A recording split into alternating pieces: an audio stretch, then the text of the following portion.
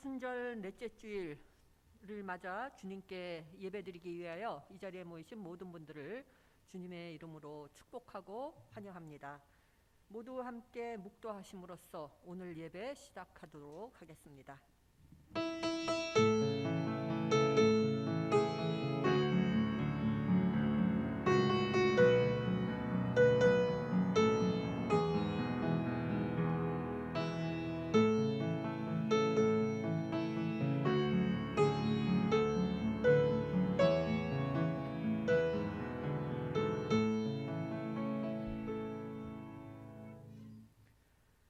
하나님이여, 주는 나의 하나님이시라.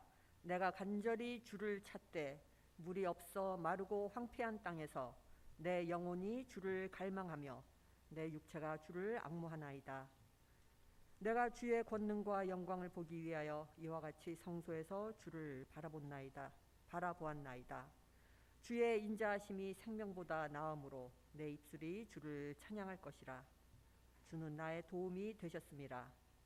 내가 주의 날개 그늘에서 즐겁게 부르리이다. 이러므로 나의 평생에 주를 송축하며 주의 이름으로 말미암아 나의 손을 들리이다. 아멘.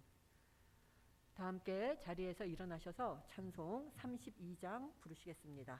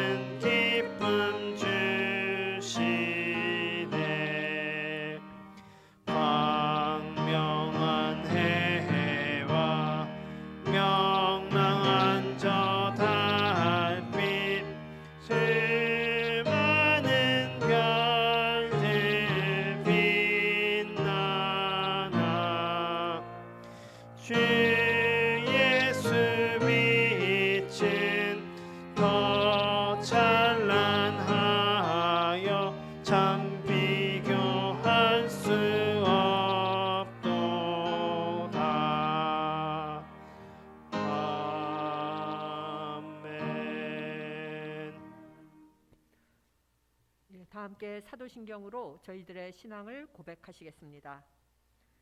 나는 전능하신 아버지 하나님 천지의 창조주를 믿습니다. 나는 그의 유일하신 아들 우리 주 예수 그리스도를 믿습니다.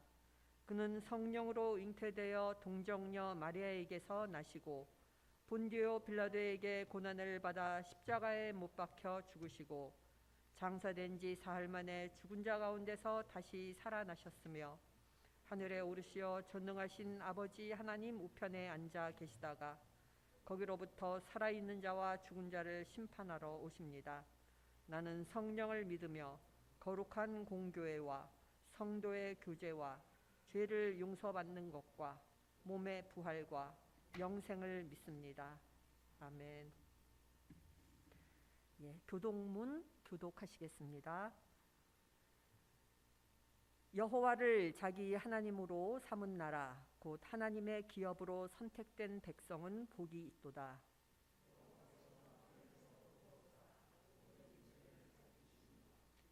곧 그가 거하시는 곳에서 세상의 모든 거민들을 굽어 살피시는도다.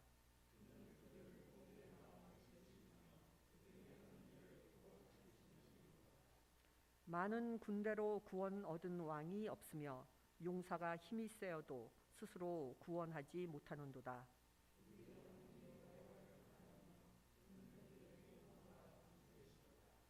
우리 마음이 그를 즐거워하며 우리가 그의 성호를 의지하였기 때문이로다.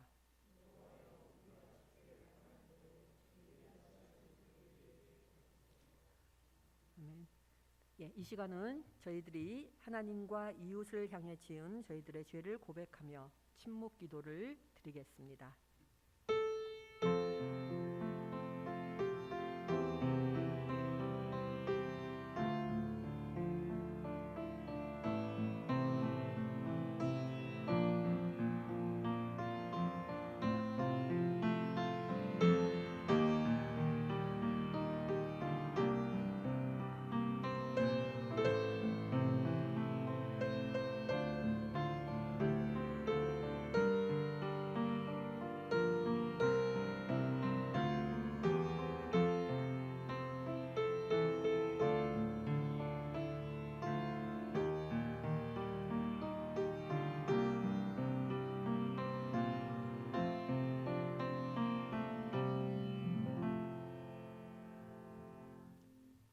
하나님께서는 진심으로 회개한 사람을 용서하십니다.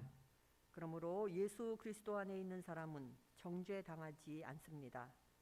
그것은 예수 그리스도께서 우리를 죄와 죽음의 세력에서 해방시키셨기 때문입니다. 그러므로 나는 성부와 성자와 성령의 이름으로 지금 우리가 고백한 모든 죄가 용서받았음을 선언합니다. 아멘. 자리에 앉아주시기 바랍니다. 찬송 86장 부르시겠습니다.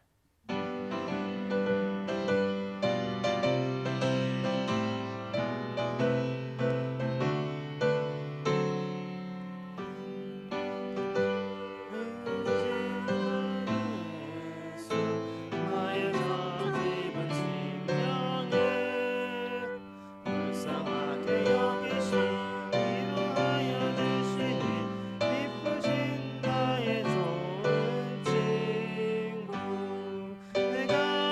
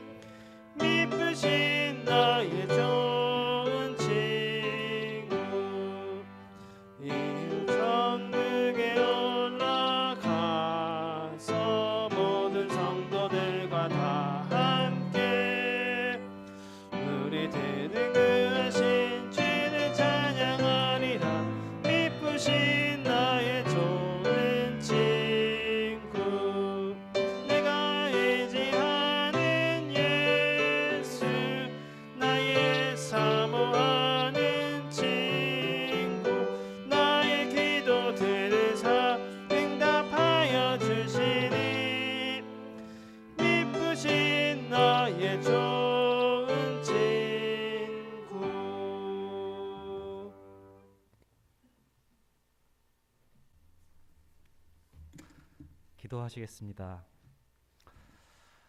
우리는 이미 많은 것을 받았지만 현실에 안주하며 받은 것을 누리고만 있는 것은 아닌지 돌아보게 됩니다. 우리 학교와 병원의 역사를 늘 마음에 새기고 저에게 주신 사명이 무엇인지를 분별하여 부끄럽지 않은 신앙인으로서 살아가게 하여 주시옵소서.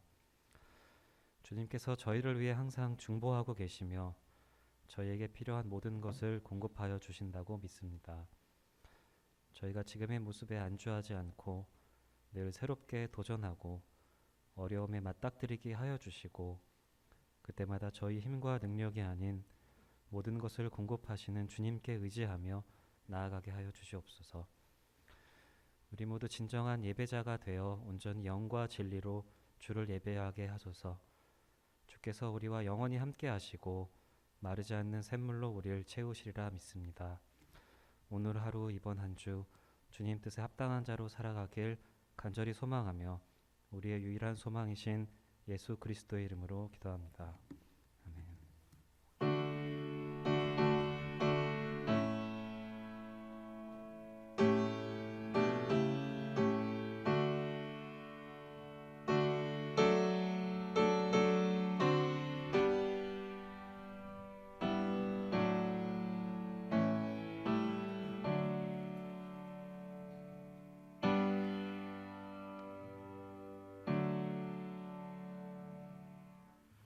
오늘 우리에게 주신 하나님의 말씀은 사무엘상 16장 1절에서 7절 그리고 11절입니다. 여호와께서 사무엘에게 이르시되 내가 이미 사울을 버려 이스라엘 왕이 되지 못하게 하였거늘 네가 그를 위하여 언제까지 슬퍼하겠느냐. 너는 뿔에 기름을 채워 가지고 가라. 내가 너를 베들레헴 사람 이새에게로 보내리니 이는 내가 그의 아들 중에서 한 왕을 보았느니라 하시는지라. 사무엘이 이르되 내가 어찌 갈 수 있으리이까. 사울이 들으면 나를 죽이리이다 하니 여호와께서 이르시되 너는 암송아지를 끌고 가서 말하기를 내가 여호와께 제사 드리러 왔다 하고 이새를 제상에 청하라. 내가 내게 행할 일을 가르치리니 내가 내게 알게 하는 자에게 나를 위하여 기름을 부을지니라. 사무엘이 여호와의 말씀대로 행하여 베들레헴에 이르매 성읍 장로들이 떨며 그를 영접하여 이르되 평강을 위하여 오시나이까. 이르되 평강을 위함이니라. 내가 여호와께 제사하러 왔으니 스스로 성결하게 하고 와서 나와 함께 제사하자 하고 이새와 그의 아들들을 성결하게 하고 제사에 청하니라. 그들이 오매 사무엘이 엘리압을 보고 마음에 이르기를 여호와의 기름 부으실 자가 과연 주님 앞에 있도다 하였더니 여호와께서 사무엘에게 이르시되 그의 용모와 키를 보지 말라. 내가 이미 그를 버렸노라. 내가 보는 것은 사람과 같지 아니하니 사람은 외모를 보거니와 나 여호와는 중심을 보느니라 하시더라. 또 사무엘이 이새에게 이르되 내 아들들이 다 여기 있느냐. 이새가 이르되 아직 막내가 남았는데 그는 양을 지키나이다. 사무엘이 이새에게 이르되 사람을 보내어 그를 데려오라. 그가 여기 오기까지는 우리가 식사 자리에 앉지 아니하겠노라. 아멘.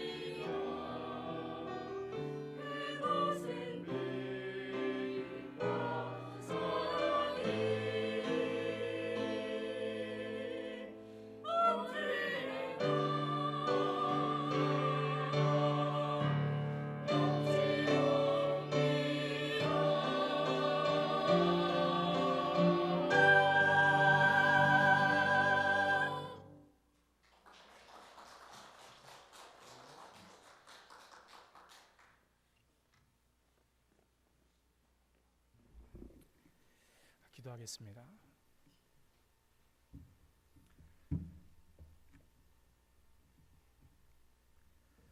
사랑이 많으신 아버지 하나님, 오늘도 주님 앞에 나와 예배하게 하심을 감사합니다. 신령과 진정으로 당신을 바라보는 귀한 시간이 되게 하시고 당신의 음성을 듣는 귀한 믿음의 시간이 되게 하여 주옵소서. 오늘 말씀을 통해서 전하는 자나 듣는 자가 하나님의 음성을 듣게 하시고 깨닫게 하여 주옵소서. 예수님의 이름으로 간절히 기도하옵나이다. 아멘. 오늘 주님의 날 주님 앞에 나와서 예배하는 여러분들에게 하나님의 사랑과 은총이 함께 하시기를 주님의 이름으로 축원합니다. 우리가 살아가는 세상에는 시선이라고 하는 것이 있습니다. 즉 바라보는 것이죠. 근데 시선은 내가 바라보는 것도 있고 다른 사람이 나를 바라보는 것도 있습니다. 그런데 내가 바라보는 시선에 따라서 세상은 보여지고 또 그 보여지는 것에 의해서 내가 행복할 수도 있고 불행할 수도 있습니다. 내 시선에 의해서 다른 사람의 시선도 또 그렇게 느껴지게 됩니다. 다른 사람은 그렇게 보지 않는데 내 시선은 이렇다라고 하면 다른 사람의 시선도 나의 편협에 따라서 달라진다는 것입니다. 그래서 우리 그리스도인들의 시선은 자기만의 편협된 시선을 버려야 됩니다. 오늘 말씀을 통해서 우리의 시선이 하나님의 시선으로 변화될 수 있는 그러한 시간이 되기를 주님의 이름으로 축원합니다. 이슬람의 여성들의 전통 복식 가운데 부르카라고 하는 것이 있습니다.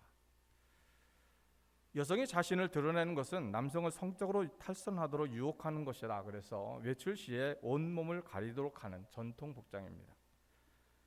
비슷하긴 하지만은 차도르나 아니면 히잡이라고 하는 것은 그래도 얼굴이라도 드러낼 수 있는 것과 달리 이 부르카라고 하는 것은 눈만 남기고 머리부터 발목까지 신체 모든 부위를 가리는 아주 가장 폐쇄적인 옷입니다.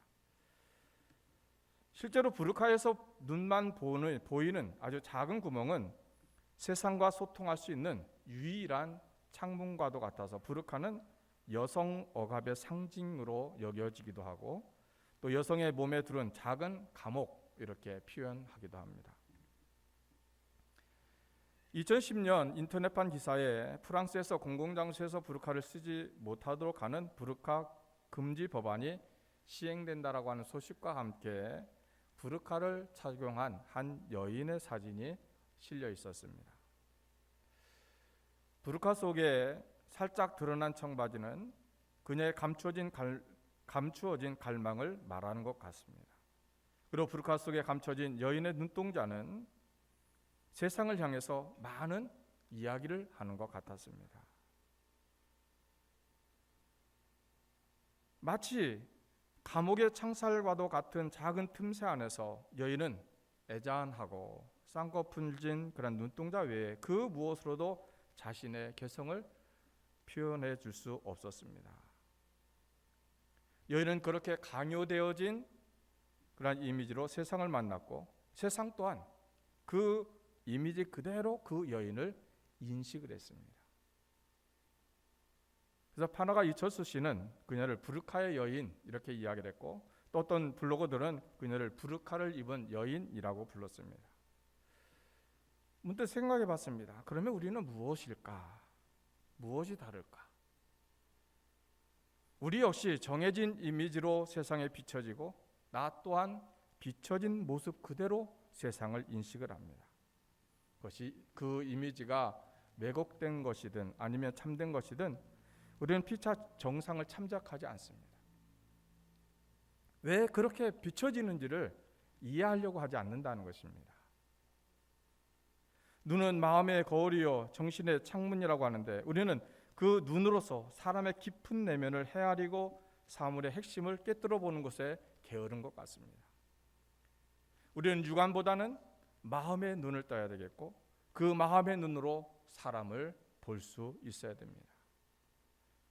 짧은 생각을 하는 단견도 있고 편협한 소견을 갖는 편견도 있고 그리고 좁은 생각을 하는 관견, 이거 모두 우리 마음의 눈이 좁고 흐리기 때문에 생기는 것이 아닙니까? 그런 의미에서 오늘 말씀을 통해서 하나님의 시선을 배울 수 있어야 되겠습니다. 오늘 본문의 말씀은 오늘의 성서 일과 중에 구약 성경의 말씀입니다. 오늘 봉독은 하지 않았지만은 복음서의 말씀은 요한복음 9장 1절부터 41절의 말씀이고 서신서는 에베소서 5장 8절부터 15절의 말씀입니다. 이 성서 일과라고 하는 것은 기독교에서 교회력에 따라서 배치한 전례 성서를 말합니다. 대림절, 성탄절, 주연절, 사순절, 성주간, 그리고 부활절, 연중주일, 성령 강림절 등 교회력 절기에 맞춰서 성경의 말씀이 이렇게 배치가 되어져 있습니다. 그것은 3년 주기입니다. 그래서 가해, 나해, 다해 이렇게 구분을 합니다. 이 성서 일과는 매일 구약과 시편 그리고 복음서 그리고 서신서 이렇게 4개의 본문을 묵상을 하면서 3년 동안 성경 66권을 읽도록 이렇게 되어져 있습니다. 그래서 이 성서 일과가 가장 큰 유익이 되는 것은 뭐냐면 매일 새로운 말씀을 내가 만난다는 것입니다. 그러니까 아무 말씀이나 읽는 것이 아니라 본인이 선택해서 읽는 것이 아니라 나를 찾아오는 하나님의 말씀을 매일 만나는 것입니다. 오랫동안 나를 기다리고 있었던 말씀을 때가 되어서 만나는 것, 그것이 성서 일과입니다. 먼저 오늘 구약 성경의 본문은 이스라엘의 통치권이 사울에게서 다윗에게로 옮겨진 그런 이스라엘의 전환기의 한 장면을 우리에게 보여주고 있습니다. 사무엘상 1장부터 8장은 마지막 사사로서의 사무엘을 보여주고 있고 9장부터 15장은 이스라엘의 초대 왕으로서의 사울의 모습을 보여주고 있다라고 하면 16장부터 31장은 통일 왕국의 왕으로서의 다윗이라고 하는 사람을 우리에게 보여주고 있습니다. 근데 오늘 구약의 본문은 언뜻 보기에도 뭔가 심각한 분위기로 시작을 합니다. 1절 상반절에 여호와께서 사무엘에게 이르시되 내가 이미 사울을 버려 이스라엘 왕이 되지 못하게 하였거늘 내가 그를 위하여 언제까지 슬퍼하겠느냐 너는 뿔에 기름을 채워 가지고 가라. 하나님은 사무엘에게 내가 이미 사울을 버렸다라고 말씀을 하시면서 너는 제발 좀 그만 슬퍼하고 기름을 뿔에 채워 베들레헴에 사는 이새라고 하는 사람에게로 가라고 말씀을 하십니다. 왜 하나님께서는 사울을 버리셨을까? 그동안 하나님이 사울을 버리셨다라고 하는 언급은 2번 있었습니다. 하나는 사무엘에게 있는 제사권을 침해했을 때입니다. 또 하나는 아비멜렉과의 전쟁에서 아멜렉을 완전하게 진멸하지 않고 그 노획물들을 폐기하지 않았을 때입니다. 그의 첫 번째 실수 때는 그러니까 제사권에 대한 침해를 했을 때는 하나님이 그의 왕권까지 박탈하지는 않았었습니다. 근데 2번째 불순종할 때는 그에게 내려진 폐위 선고를 더 이상 돌이킬 수 없었습니다. 성서는 그 일로 인해서 사무엘이 슬픔을 표현했다 그랬습니다. 아마도 군사적인 능력이 탁월했던 사울에 대한 사무엘의 솔직한 아쉬움이었을 것이다. 그런데 하나님은 사무엘의 슬픔을 오히려 새 왕에 대한 기대로 바꿔주십니다. 하나님이 사무엘을 이새에게 보내며 의미심장한 말씀을 하십니다. 1절 하반절에 내가 그의 아들 중에서 한 왕을 보았느니라. 여기서 우리는 하나님의 시선을 의식하게 됩니다. 이 시선은 한 나라의 왕이 폐위되어지고 새 왕이 세워지는 역사적 전환기를 결정짓는 의미 깊은 시선이었습니다. 하나님의 시선이 이미 한 사람에게서 머물렀다라고 하는 것은 이미 이스라엘의 새 왕이 내정되었다라고 하는 것을 의미합니다. 그럼에도 하나님은 사무엘을 시켜서 새 왕을 찾아 세우도록 지시하고 계십니다. 우리는 하나님께서 왜 그렇게 하셨는지 그 의중을 헤아릴 수 없습니다. 다만 이 일이 진행되어지는 그런 과정 속에서 우리는 깨닫게 되는 것이 있는데 하나님의 시선과 사람의 시선이 달랐다는 것입니다. 하나님께서는 그 시선을 좀 어떻게 조율 좀 해보시려고 한 것 같습니다. 2절부터 5절에 보면 사무엘이 이르되 내가 어찌 갈 수 있으리까? 사울이 들으면 나를 죽이리이다 하니 여호와께서 이르시되 너는 암송아지를 끌고 가서 말하기를 내가 여호와께 제사를 드리러 왔다 하고 이새를 제사에 청하라. 내가 네게 행할 일을 가르치리니 내가 네게 알게 하는 자에게 나를 위하여 기름을 부을지니라. 사무엘이 여호와의 말씀대로 행하여 베들레헴의 이름에 성읍 장로들이 떨며 그를 영접하여 이르되 평강을 위하여 오시나이까? 이르되 평강을 위함이니라. 내가 여호와께 제사하러 왔으니 스스로 성결하게 하고와 나와 함께 제사하자 하고 이새와 그의 아들들을 성결하게 하고 제사에 청하니라. 사무엘은 폐위된 것에 대한 그런 분노가 아직 남아있는 사울의 시선을 피해서 베들레헴에 찾아가 이새의 아들들을 제사에 초청을 하게 됩니다. 그리고 제사에 초청받은 이새의 아들들이 장남부터 차례대로 사무엘 앞에 서게 됩니다. 먼저 이새의 큰아들 엘리압이 사무엘 앞에 섰습니다. 6절에 그들이 오매 사무엘이 엘리압을 보고 마음에 이르기를 여호와의 기름 부으실 자가 과연 주님 앞에 있도다 하였더니 엘리압, 히브리어로 엘리아브라고 하는 말입니다. 이것은 하나님은 아버지시다. 얼마나 신앙적인 이름입니까?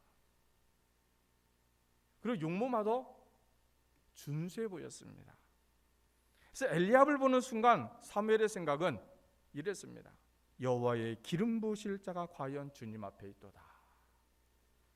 과거 이스라엘이 사울을 선택했을 때 그의 탁월한 외모를 중시했던 것처럼 사무엘도 엘리압의 외모를 보는 순간 야, 바로 이 사람이다. 그런데 하나님은 즉시 사무엘의 잘못되어진 시선을 바꿔주십니다. 7절에 여호와께서 사무엘에게 이르시되 그의 용모와 키를 보지 말라. 내가 이미 그를 버렸노라. 내가 보는 것은 사람과 같지 아니하니 사람은 외모를 보거니와 나 여호와는 중심을 보느니라 하시더라. 사람들은 이상하게 외모에 약합니다.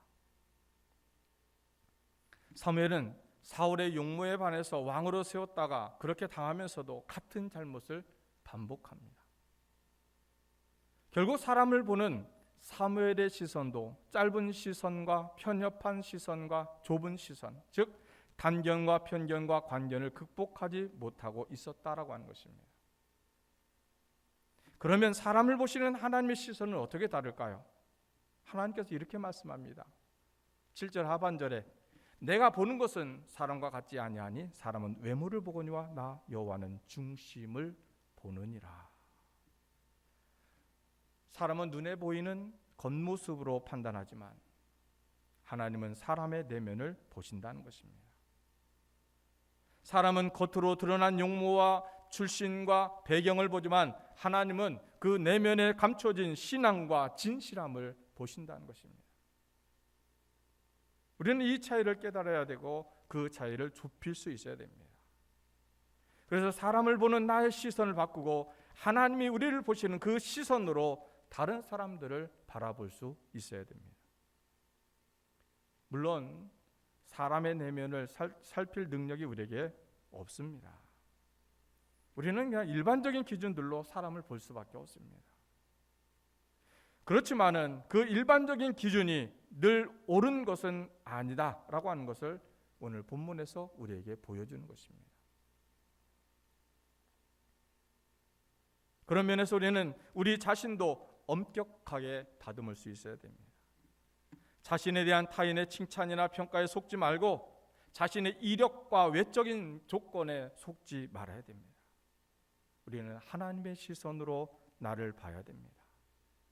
그리고 끊임없이 성령님께 호소해서 하나님 앞에서 거룩한 심성을 가져야 됩니다. 사도 베드로는 이렇게 말합니다.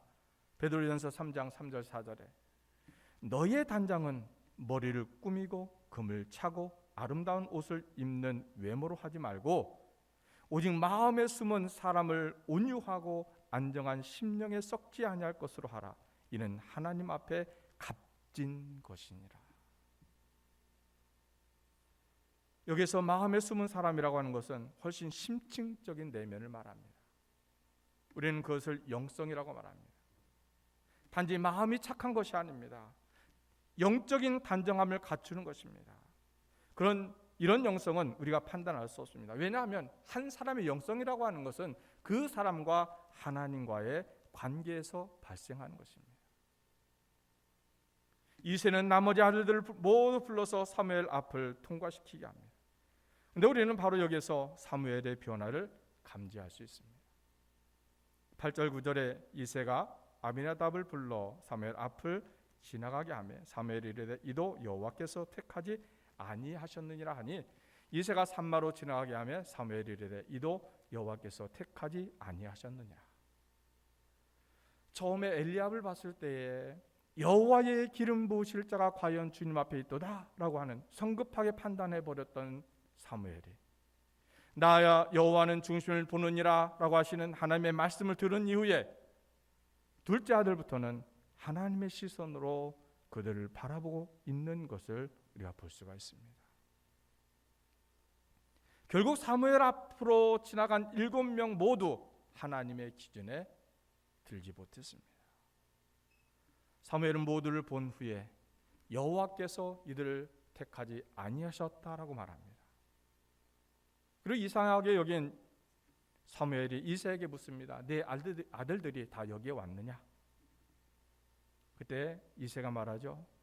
아직 막내가 남았는데 그는 양을 지키니이다. 우리는 이 말씀을 보면서 언뜻 신데렐라를 생각할 수 있습니다.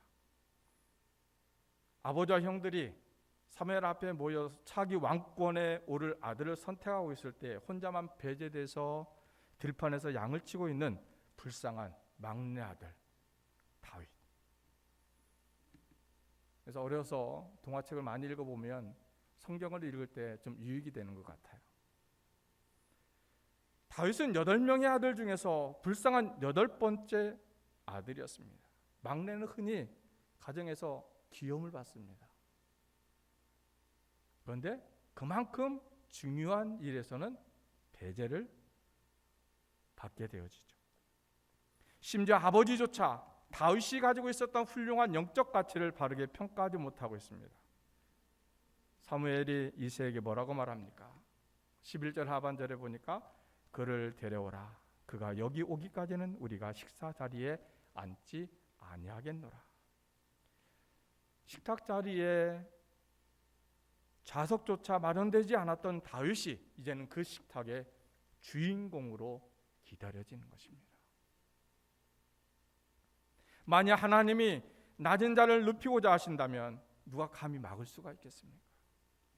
많은 위대한 천재들이 냉대와 편견 속에 묻혀버리기도 하지만은 그러나 하나님은 간혹 냉대받는 자 중에서 위대한 인물을 창조해내십니다. 이스라엘을 해방시킨 모세는 장인의 약물을 치다가 발탁됐고 예수님은 자신을 건축자가 버린 돌이라고 하셨습니다.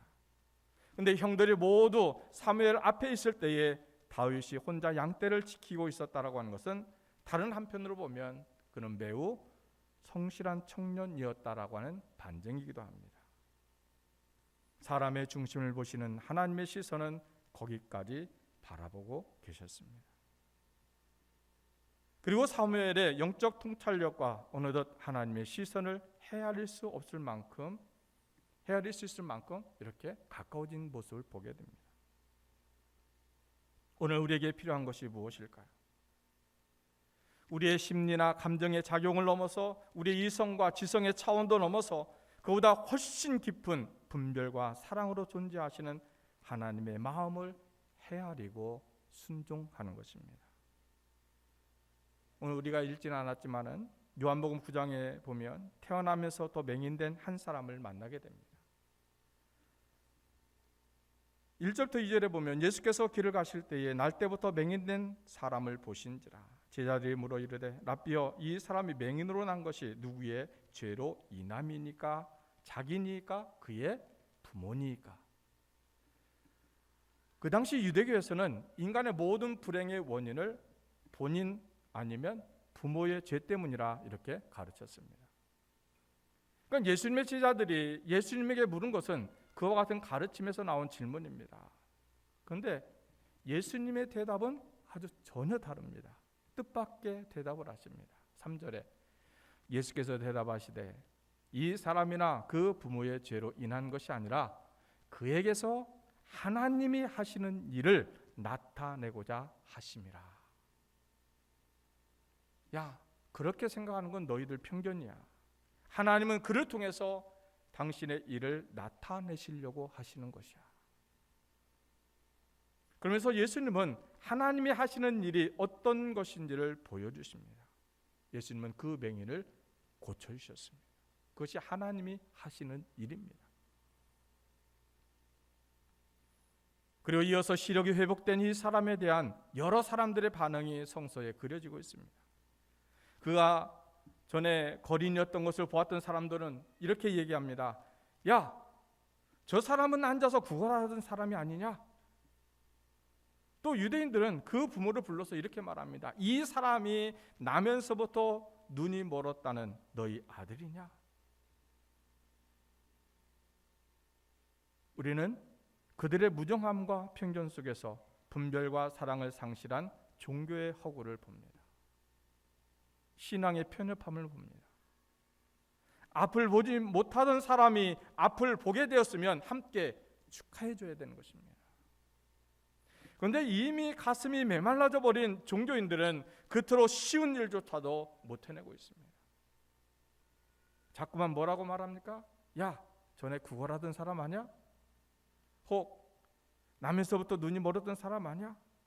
그러면서 그를 과거의 자리에 메워두는데 급급합니다.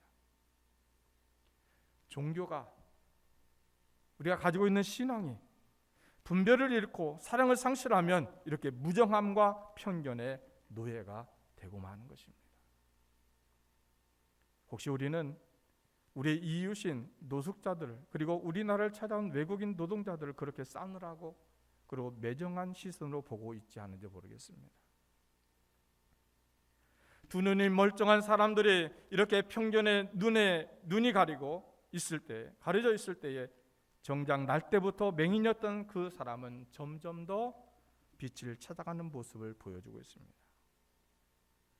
17절에서 사람들은 맹인이었던 그를 불러 세우고 너는 그를 어떠한 사람이냐 이렇게 다그칩니다. 그러자 그는 예수님에 대해서 이렇게 말합니다. 선지자입니다. 당시 이미 유대인들은 22절에 누구든지 예수를 그리스도로 시인하는 자는 출교하기로 결의하고 있었습니다. 그런 그들을 향해서 맹인이었던 사람은 30절에 이 사람이 내 눈을 뜨게 하였으되 당신들은 그가 어디서 왔는지 알지 못하는도다. 그러면서 오히려 그들의 무지를 이상하게 여깁니다. 유대인들은 그가 눈뜬 것을 함께 기뻐해 주지도 못할 만큼 옹졸한 마음이 돼서 그를 쫓아내 버리고 맙니다. 진리를 상실하고 그리고 메마른 종교는, 신앙은, 믿음은 그토록 옹졸해지고 마는 것입니다. 그런데 맹인이었던 그 사람, 그는 예수님을 만난 그 자리에, 다시 만난 그 자리에서 36절에 보니까 38절에 주여 내가 믿나이다 이렇게 고백을 합니다. 주여 내가 믿나이다. 맹인은 점점 빛을 찾아가지만은 유대인들은 점점 어둠 속으로 빠져들어갑니다. 예수님은 그들을 향해서 말씀하십니다. 39절에 내가 심판하러 이 세상에 왔으니 보지 못하는 자들은 보게 하고 보는 자들은 맹인이 되게 하려 함이라.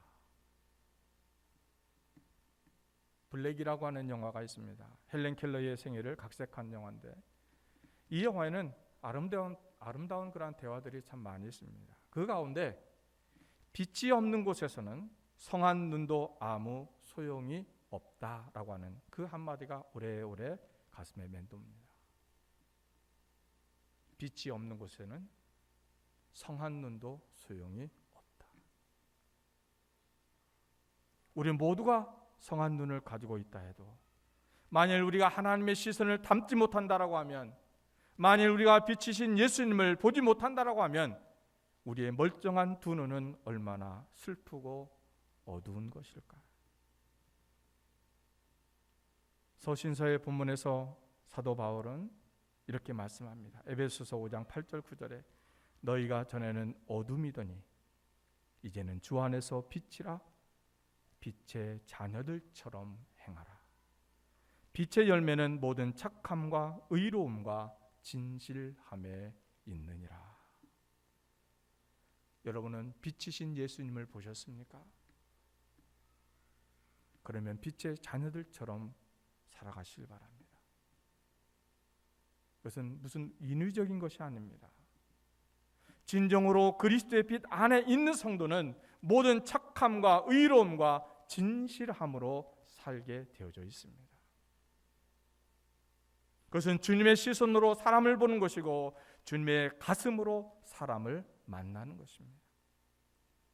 부르카의 여인처럼 편견의 희생자가 돼서 좁디 좁은 창으로 세상을 보지 말고 빛이신 그리스도 안에서 빛의 자녀답게 착하고 의롭고 진실한 시선으로 세상을 만나는 귀한 여러분 되시기를 주님의 이름으로 축원합니다.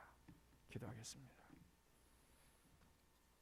빛이 되신 거룩하신 하나님, 어두운 세상을 구원하시기 위해 예수 그리스도를 보내주신 은혜를 찬양하며 영광을 올려드립니다. 더는 어둠 가운데 있지 아니하고 주님 안에서 주의 빛된 자녀로 살게 하여 주시니 감사를 드립니다. 맹인이 구원의 주님을 만나 빛을 회복한 것처럼 우리의 닫힌 눈도 열어 주옵소서. 빛의 자녀로 살 때 선하고 의의 열매를 풍성히 맺게 하여 주옵소서. 또한 세상을 나의 편협한 시선으로 바라보고 판단하지 않게 하시고 하나님의 시선으로 세상을 바라보게 하여 주옵소서. 사순절에 예수님의 말씀을 깊이 묵상하여 살아계신 주님을 온전히 만나게 하옵소서. 어린 양 예수님께서 세상의 죄를 짊어지시고 사명의 길을 걸어가신 것처럼 우리도 주님을 본받아 하나님의 뜻에 순종하게 하옵소서. 굴림의 자리에서 섬김의 자리로 나가게 하옵소서. 십자가의 복음이 세상 가운데 선포되도록 말과 삶으로 널리 증거하게 하여 주옵소서. 우리를 구원하시기 위하여 고난받으신 예수 그리스도의 이름으로 기도하옵나이다. 아멘.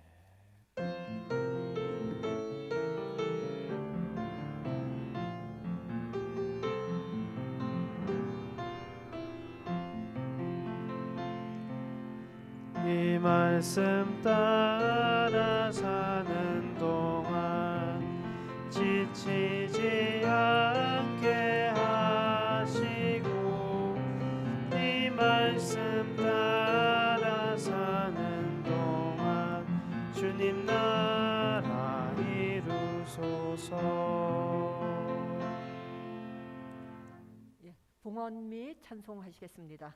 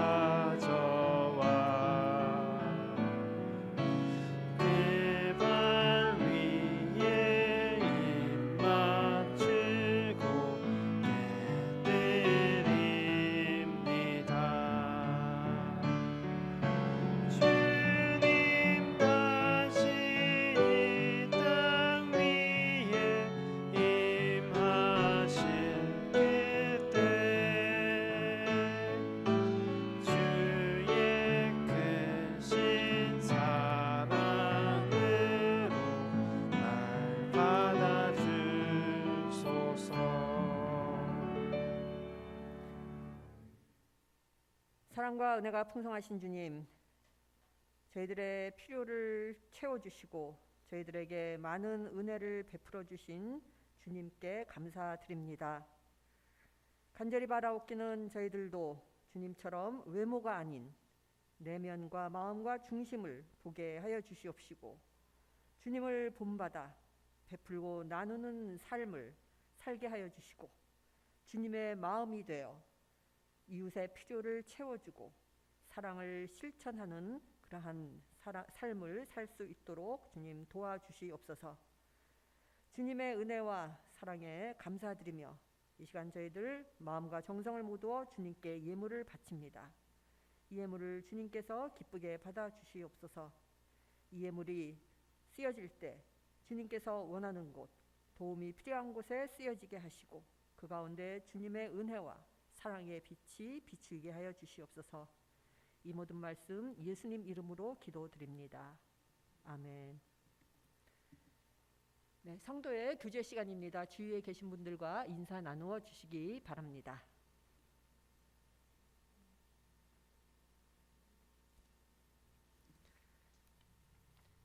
예, 오늘 저희 교회를 처음 방문하신 분들 그리고 오랜만에 오신 분이 계십니다. 제가 이름을 부르면은 자리에서 일어나 주시기 바랍니다. 의과대학의 박선형 학생 어디 계신가요? 잠깐 자리에서 일어나 주세요. 예, 자리에서 예. 그다음에 김현지 학생. 예. 간호대학의 이여진 학생. 최승연 학생. 예. 오랜만에 방문한 학생이 있습니다. 의과대학의 임수환 학생. 예. 이 5명의 학생들을 위해서 저희 환영의 찬송 부르시겠습니다.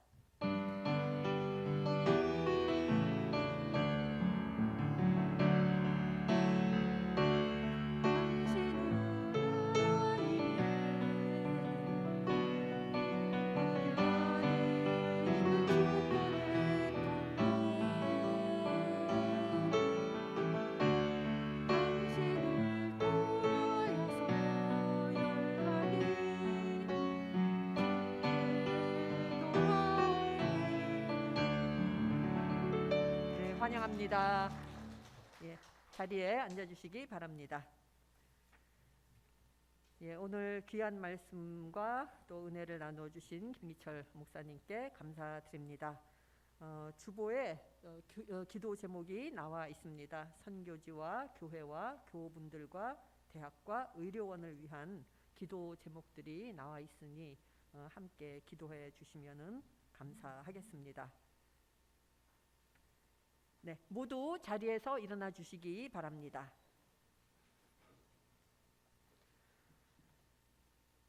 예수 그리스도 안에서 새 생명을 얻은 여러분에게 권고합니다. 게으른 사람들을 훈계하고 소심한 사람들을 격려하며 약한 사람들을 붙들어주고 모든 사람들을 인내로 대하십시오. 여러분 중에서는 악을 악으로 갚는 사람이 하나도 없도록 하고 언제나 남에게 선을 행하도록 힘쓰십시오. 항상 기뻐하십시오. 늘 기도하십시오. 어떤 처지에서든지 감사하십시오. 이것이 그리스도 예수를 통해서 여러분에게 보여주신 하나님의 뜻입니다. 아멘.